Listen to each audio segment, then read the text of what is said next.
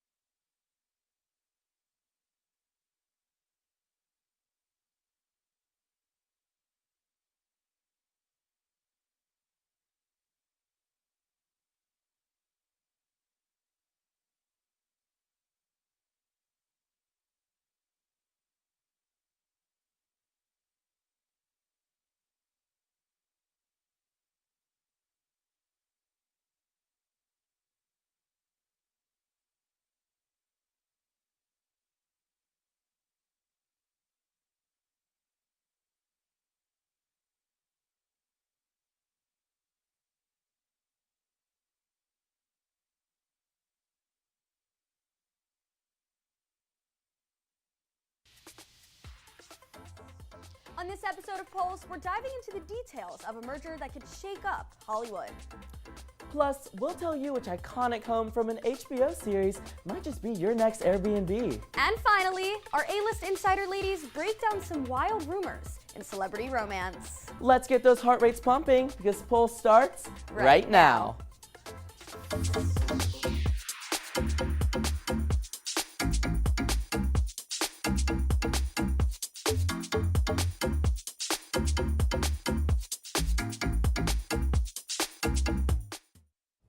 Hello and welcome back to Pulse, the University of Miami's live entertainment and lifestyle show. I'm Addison Block. And I'm John Boani.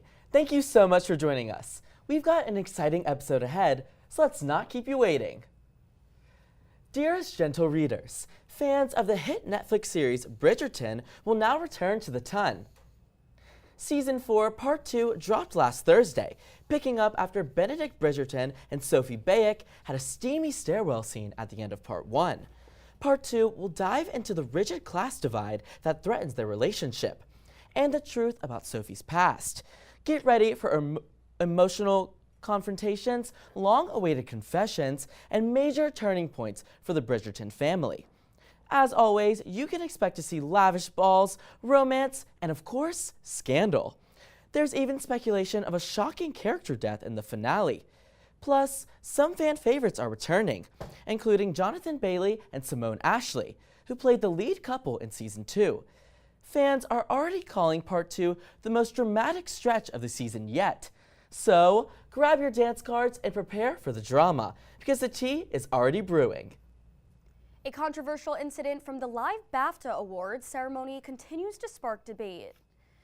Before the ceremony began, an official told the audience that a man with Tourette syndrome was present and that they might hear some unexpected noises or movements. This was in reference to John Davidson, the inspiration behind a film about his life as a Tourette's activist. During the show, Davidson involuntarily shouted a racial slur while Michael B. Jordan and Delroy Lindo presented on stage. Davidson later spoke out, saying he was deeply mortified and explained that it was a result of an uncontrollable tic, not his personal beliefs. Following the incident, both BAFTA and the BBC issued apologies as well. We could be seeing a major change in Hollywood.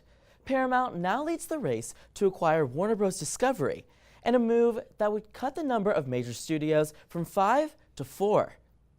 Netflix dropped out of the bidding war after deciding the price no longer made sense.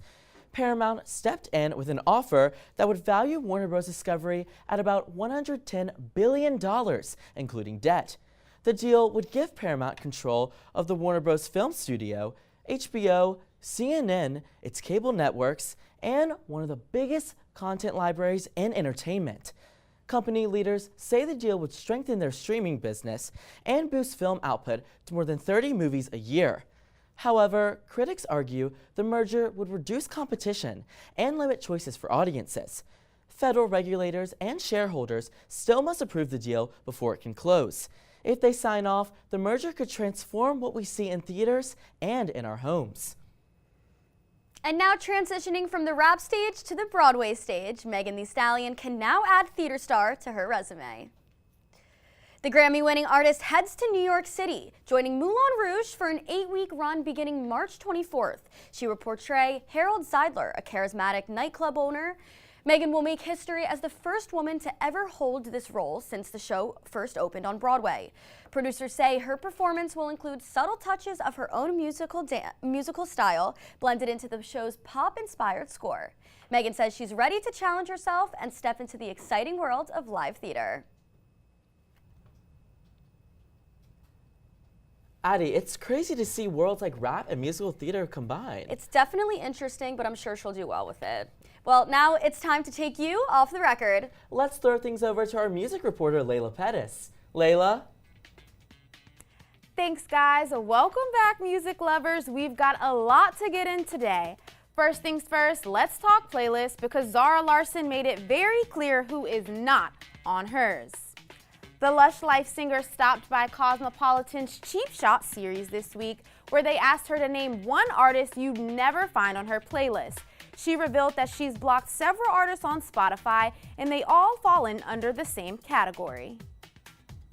There's so many artists I have blocked on Spotify, and all of them are like abusers. You certainly wouldn't find like a Chris Brown song. Hi. Yep. She called out Chris Brown by name, and this isn't the first time she's talked about him. Back in 2016, she swiped left on one of his songs during a Tinder-style music game, saying she thinks he's talented, but she's not a fan of him personally. And while she's clearing out her playlist, another pop icon might be adding to ours. Rihanna gave fans a behind-the-scenes look at her life, and yes, it included time in the studio. In a new Instagram video, the Umbrella singer shared what she called an average night. She started off with a meeting for her brand Savage X Fenty and then headed to the studio from 2 to 7 a.m. She did mute the audio so no one could hear what she was working on, but that's not stopping fans from speculating about whether her 9th studio album is on the way. It's been over a decade since Rihanna released an album, and with teases like this, it's really starting to feel like 2016. Well, that's all the music news I've got for you today. Until next time, I'll take you on a short break.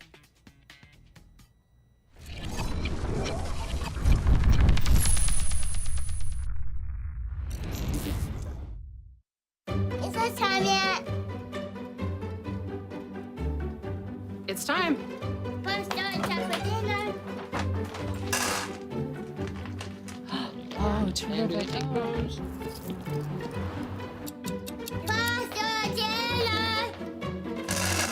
Donating pet food is one of the many ways you can help families in your community.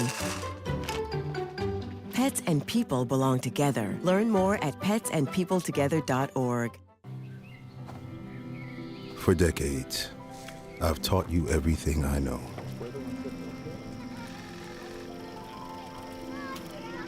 How to safely build a fire. How to control the flames.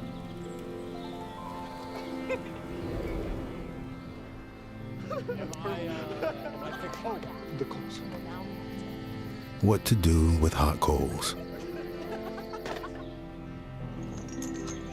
How to secure your chains.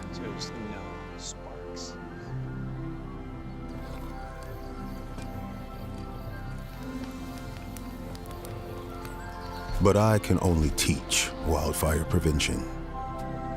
Only you can prevent wildfires.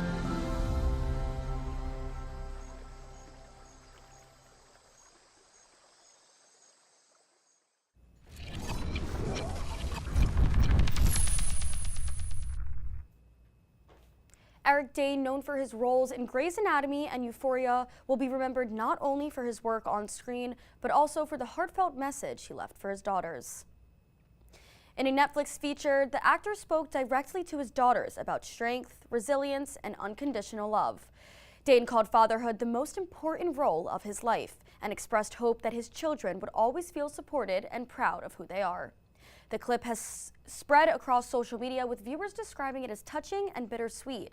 Amid the fame and a heavy battle with ALS, Dane proved to be a selfless man who deeply valued his family. Musician and philanthropist Dolly Parton is once again turning compassion into action, but this time in healthcare. A major children's hospital in Knoxville will be renamed as Dolly Parton Children's Hospital, honoring her decades-long commitment to supporting kids, families, and education. Hospital leaders say the partnership will expand pediatric services, improve access to specialized care, and provide long-term support for families in East Tennessee and beyond. In a video announcement, Parton said every child deserves a chance to grow up healthy, loved, and full of hope. The hospital will also feature news programs for child wellness, family-centered care, and community outreach. Fans quickly flooded social media with praise, calling the move a powerful example of Parton's dedication to giving back. And in true Dolly fashion, it's all about heart. Grammy-winning artist Bruno Mars will soon receive the ultimate recognition in Las Vegas, a street named in his honor. Vegas is rolling out the red carpet and the street signs because Park Avenue will soon become Bruno Mars Drive. The honor comes after Bruno Mars wrapped up his 9-year residency at Dolby Live, a run that helped define the city's modern-day entertainment scene. But don't worry, he's not saying goodbye to Vegas just yet. He's touring his 4th studio album, The Romantic, this spring, with opening nights at Allegiant Stadium on April 10th and 11th. Calling all heated rivalry fans. Start packing your bags because one property from the HBO series might just be your next getaway. Next month, you'll see the iconic lakeside cottage listed on Airbnb. The rental service will allow fans to book the same home where Ilya Rozanov and Shane Hollander stayed in the finale. For a limited time only, the nightly rate will sit at $248 Canadian, a nod to the characters' jersey numbers. After the promotional period ends, Airbnb will set a new rate. Located just 200 kilometers above Toronto, the property includes floor-to-ceiling windows, a private dock, a home gym, and an open-concept living space. In the series, coming to the cottage signals Ilya's long-awaited commitment to Shane, after previously hiding inside the hyper-masculine world of professional hockey. The home's glass walls represent that shift towards openness and honesty. Critics praise the series for giving representation to same-sex couples in professional sports, and for making its 2 main actors and a cottage both fan favorites. Okay guys, let's head over to reporter Brooke Murphy, who's here with the latest campus character. That's right, let's have a look.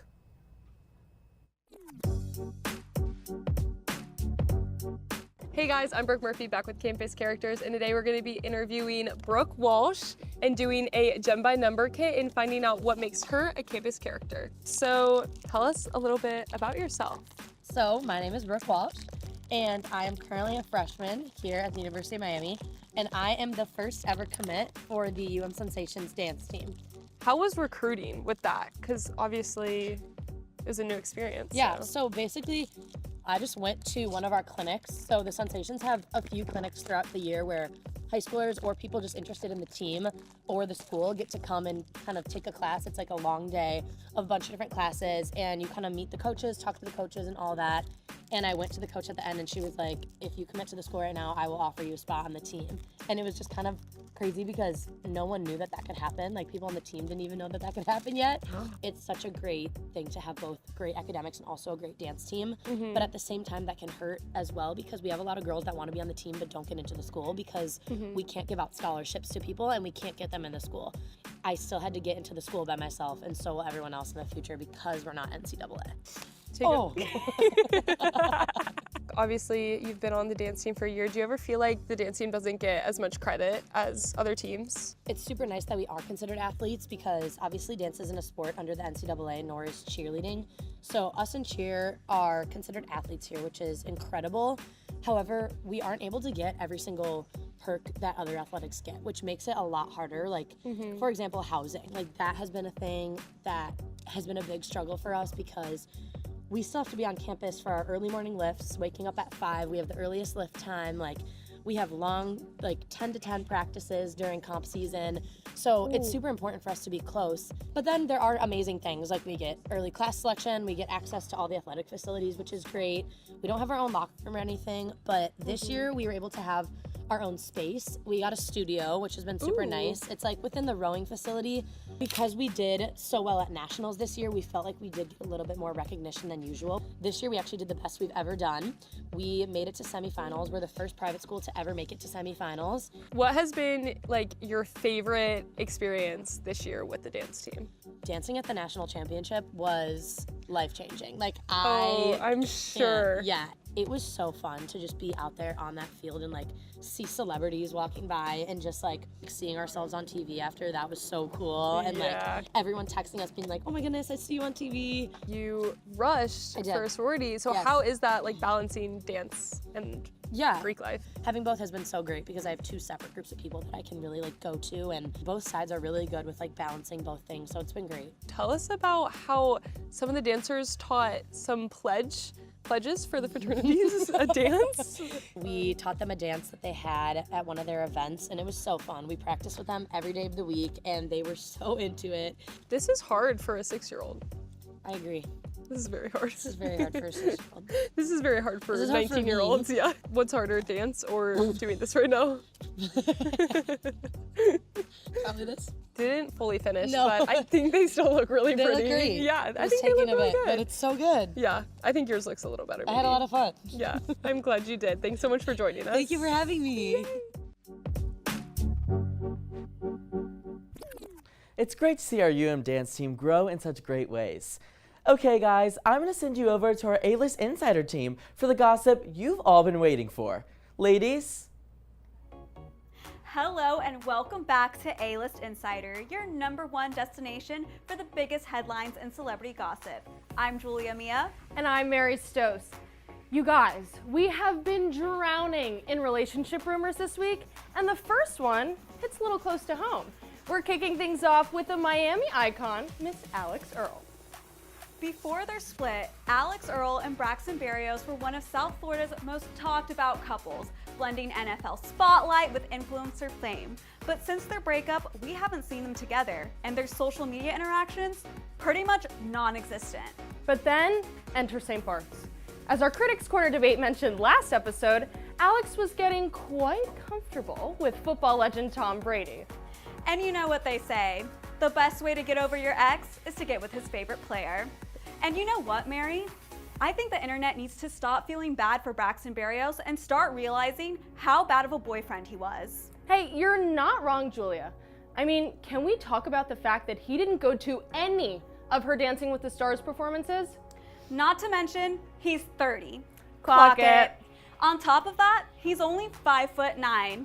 Clock it. Plus, his previous girlfriend, Sophia Colpo, says Braxton cheated on her. He denies that, but I just don't trust that man. Clock it. Last weekend, Alex had a weird run-in with Braxton at Palm Tree Festival in Aspen. She posted a TikTok afterwards describing how awkward it is to go from best friends to strangers. That was the first time they've been seen in the same place since the breakup, and no interactions, surprisingly, were caught on camera. Okay, but I mean, her reaction is so valid. Breakups are hard. We've all been there. We've all done that. I wish the best for the both of them, but if I had to choose between the two, I'm Team Alex. You and me both, girl. And speaking of athlete entanglements, we have to talk about the latest romance rumor involving a Canadian pop princess and a Team USA hockey star. In late 2025, Tate McRae and Jack Hughes were seen walking around New York and dining in the West Village. Not long after that, she was spotted at one of his New Jersey Devils games. Tate's always been a huge hockey fan. You know, she grew up in Canada, she's talked a lot about the sport, and she's been going to NHL games for a long time before these rumors even began. But of course, fans noticed when she did the thing of following Jack, and then they followed each other back. That's when things got a little escalated and people started to speculate. Ever since then, the rumors have been simmering. Fast forward to the hockey wins at this year's Winter Olympics, where Team USA, both men's and women's, took home the gold. Videos spread of the men's team laughing at a comment from President Trump, who congratulated them over the phone. Trump invited them to the White House, then joked he'd have to, quote, he'd have to invite the women's team or else he'd get impeached. Jack spoke out afterwards, saying he holds a lot of respect for the women's team. But still, many people were not happy, and they made that known in Tate's comment section. Canadian hockey fans took a major offense, some even joking that if she were a real Canadian, she'd break up with him on the spot. Others called her out for seemingly staying silent after Canada's loss, with the exception, of course, of a selfie on Instagram. But here's the thing, neither Tate nor Jack has confirmed they're dating, so are they actually a couple, or is this just the internet getting a little parasocial? Either way, when you mix international rivalry, politicians, and celebrity romance, comment sections are destined to be loud. Exactly. Well, that's all the time we have for today for A-List Insider. Thank you for joining us. Pulse will be right back after the break.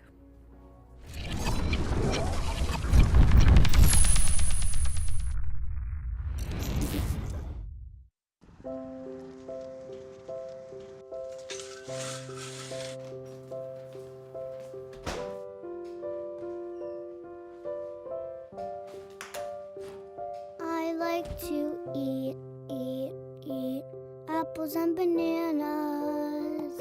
I want to eat apples and bananas. I need to eat apples and bananas. Why can't I eat apples and bananas?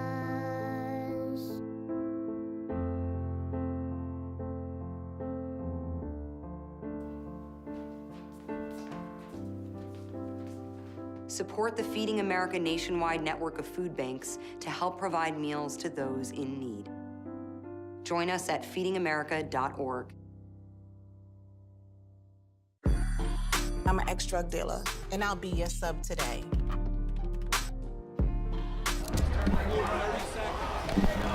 Two milligrams of fentanyl can be lethal. A lethal dose is in here. Who gets it, I won't know. It's cheap, it's potent, and it's profitable. The sad reality is, fentanyl is being mixed into everything now. More kitchen now.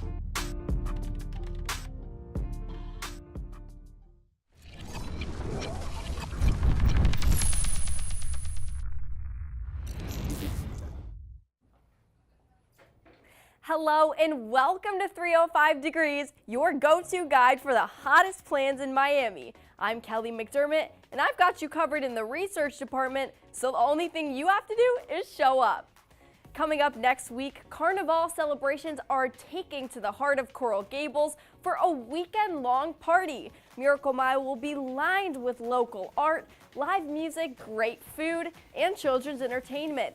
At this colorful festival, you can stroll down the strip and visit tents showcasing paintings, jewelry, and food from all over the world. And the best part is, this event is completely free, making it one of Coral Gables' most popular annual festivals. 3 stages will be lined up on 27th and Lejeune, where DJs and live bands will play all night long to keep the party going. And in case you're wondering, what exactly is Carnival? Well, it's a cultural celebration originally observed in Rome and Greece to welcome in the spring season. It was heavily adapted in Brazil and the Caribbean, making for a blend of Catholic traditions plus African, indigenous, and local cultures. But the party doesn't stop at Miracle Mile. Calle Ocho will host the nation's largest Latin music festival on March 15th as part of the celebrations. 15 blocks of Little Havana will be filled with stages, folkloric dances, and international food. Past performers have included Pitbull, Gloria Estefan, and Nicky Jam. All of this was made possible by the Kiwanis Club of Little Havana, a major service foundation that's raked in $40 million of funding annually. The block party draws millions of visitors year after year, so you definitely don't want to miss out. Well, that's all the time we have today for 305 Degrees. Let's head over to our front row fashion team to see what they've got in store for us this week. Walk across campus and you'll definitely see it. Designer sunglasses, luxury cars, expensive taste that feels less like a trend and more like a course prerequisite. But behind the scenes, inside sources tell us it may not be what it seems. So I teamed up with my colleague Ava to hit the streets and get to the bottom of this designer dilemma. Take a look. On this college campus, a rare species thrives. Perfectly placed hair, designer looks, every sidewalk a fashion runway. But behind the curated image, some are wondering, is it really what it seems? So this week, Pulse hits the streets to answer one important question. Is it bougie or bullshit? Do we think it's real? The Go-Yard edition. So we need to ask you, is it bougie or is it bullshit? It's bougie. Are your Go-Yard bags bougie or bullshit? Bougie. Bougie. It's bullshit. It's bougie. I got it for Christmas. It's bullshit. Yeah. Bullshit. To be honest, it is kind of bullshit. A lot are probably fake. Mine's not. So real or fake? It is real. That looks a little fake to me. Real, fake, real, it's fake. That's a Lululemon bag. I don't think it's worth the money, unfortunately. Can I ask you how much you spent for that? It was a gift, so I don't know. But I think like 3,000. a couple thousand, I think. And do you think it's worth it? No. Why would you pay $3, $4, $5 grand for a bag? Because I needed a bag for school. Like, what other bag are you gonna get? Well, I just think it's sort of impractical to spend like $3,000. How much is it? Like 3K? I think like 3,000 or 4,000. Yeah, on a bag, on a school bag. I was not gonna drop a bag on a crazy ass bag that costs so much money. It's my laptop going into it. It's gonna get rained on and like ruined. Take a look at her bag. It's bullshit. Fake, it's real, fake, real. Do you think they were all honest to me? I don't think so at all. Coming to terms with the possibility that we may have been misled wasn't easy. Morale was low. Ava got a coping matcha, and I began a hangry search for barnyard bagels.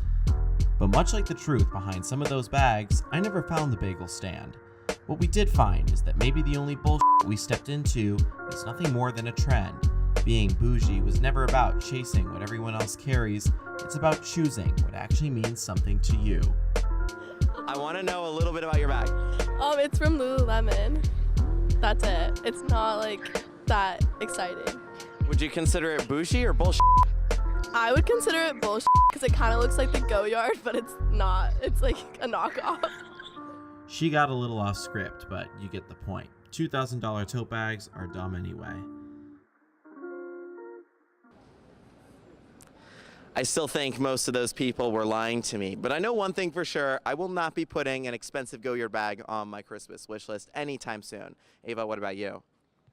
No, me neither, Colin. I do not think this is going to go on my Santa list this year. No, not at all. For Front Row Fashion, Colin Rick. Ava Stanley. For UMTV.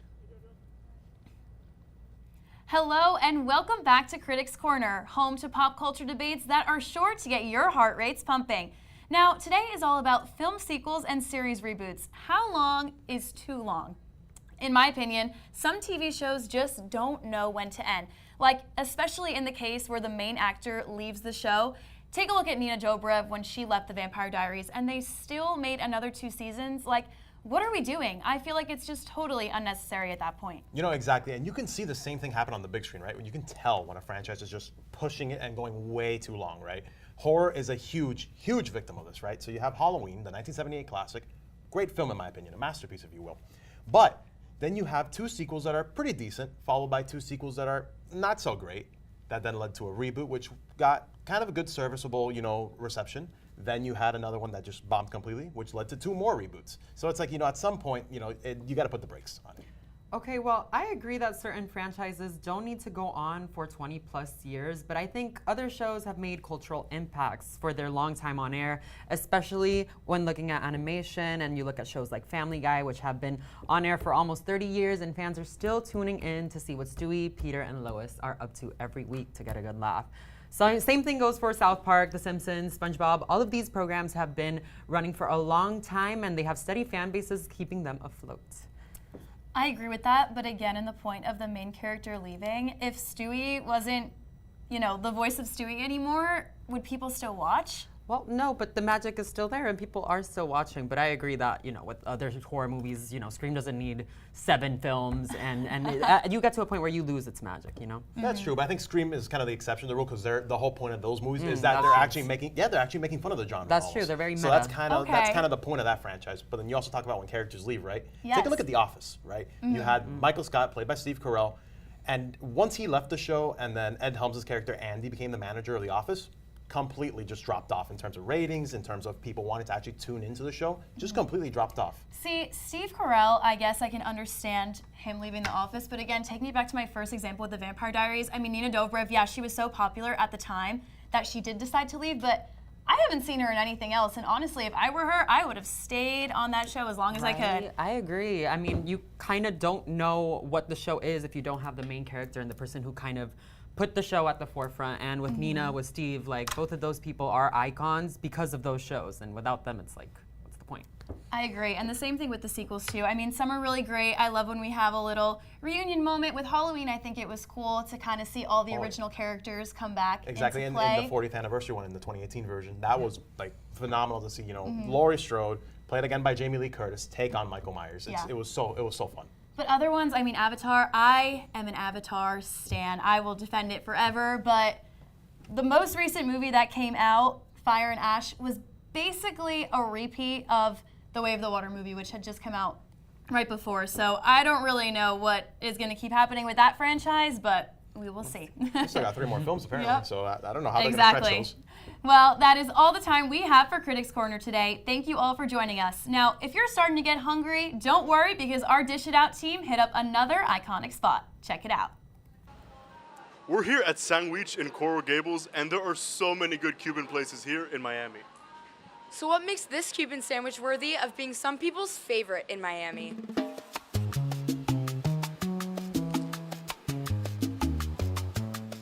In a city known for Cuban culture, Sandwich has built a name by doing something simple exceptionally well. But before it became a 4-time Michelin Bib Gourmand recipient with national press and loyal locals, building one of Miami's most talked about sandwich spots wasn't always the plan. I was kind of going through a rough pitch. I've owned several businesses before, but 2007 really did a number on me, and it took me several years to kind of like, establish myself again. For owner Daniel Figueredo, his love of food inspired him to take a chance and open Sandwich. And we just made a leap. We left everything behind. This gamble paid off. But what exactly makes Sandwich so different from other Cuban spots? We're the only meat manufacturer in the country that uses organic, natural ingredients that are injected into the product. The quality really speaks for itself. We have devoted a lot of attention into ensuring that the product not only is consistent, but it's consistently great, time and time again. And unlike many restaurants trying to do it all, Sandwich keeps it simple. We are traditionally Cubano, and so our menu is designed around just a few sandwiches. We got the chance to try their headline sandwich, El Cubano, and it left us speechless. Let's give it a taste.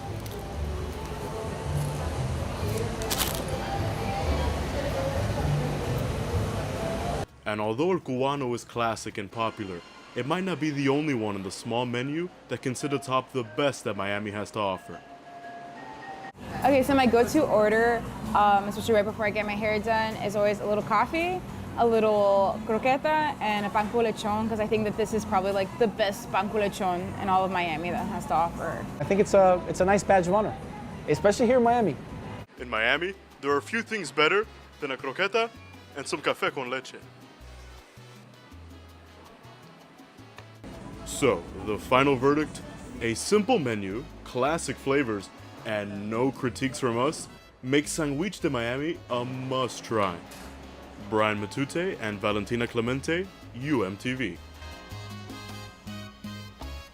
Addie, I've actually been to the sandwich shop before and it was insane. I'm so glad they covered it. Well, they definitely have me craving a sandwich now, but that's all the time we have for this episode of Polls. Thank you so much for tuning in. Spring break is coming up, so we won't see you for a little bit. But don't miss us too much because we've got plenty of social media content to keep your heart rates pumping. Follow us on Instagram at UMTV Polls to keep up with all the excitement. Bye, guys. Woo!